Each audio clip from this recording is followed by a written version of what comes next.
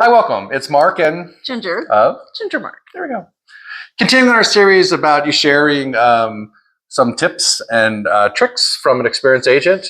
How about, let's talk about what happens if you get multiple offers. Well, it's good, right? Can be. Okay. 2020, 2021, I remember meeting with clients about listing their home. And seller was adamant about a price that was a little higher than I anticipated. And so I finally looked at her and I said, okay, we can take that. We'll take that price, but we're going to give it 2 weeks and see what kind of feedback and how many showings we get. Okay. I ended up presenting them with 16 offers. Wow. 16. That's a lot. Because it was just as the market was going crazy and the house was pristine. So how do you do that? 16 offers. And literally what I had to do is go through and summarize each one of the offers with all of the details and the bottom line out to the clients.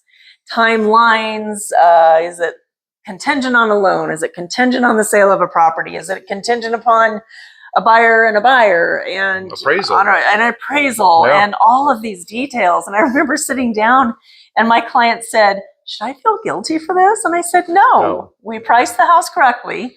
And this is the response you got. Now, that's not going to be every market.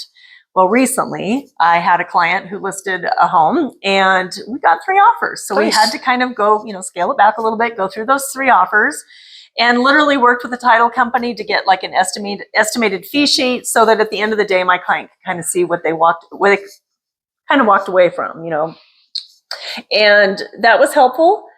They were also close in this case, but they were totally different. We had one that was contingent on selling a property that they weren't going to list for 2 weeks, and they needed an appraisal. They had another one that was a really great price, but they needed an appraisal also. It was a loan. And then there was another one that was a cash offer, and it wasn't quite as high.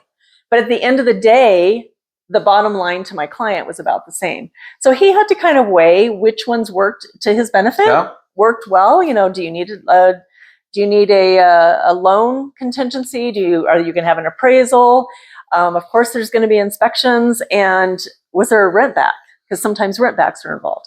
So we found the one that worked best for him, and that's the one we chose. But the other ones were so close. So it's really interesting.